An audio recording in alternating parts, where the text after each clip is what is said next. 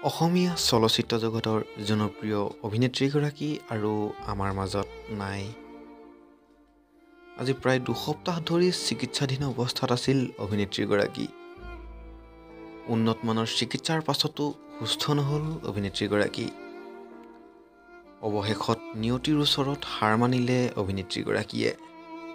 বন্ধু-বান্ধৱীসকল, অসমৰ জনপ্ৰিয় অভিনেত্ৰী জ্ঞানদা কাকতি আৰু আমাৰ মাজত নাই।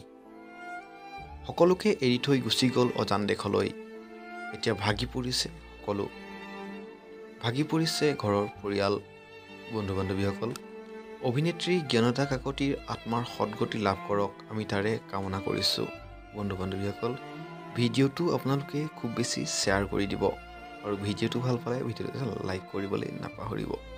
বন্ধু-বান্ধৱীসকল, অভিনেত্ৰীগৰাকীৰ আত্মাৰ সদ্গতিৰ বাবে আপুনি কমেণ্ট বক্সত এটা কমেণ্ট লিখিবলৈ নাপাহৰিব।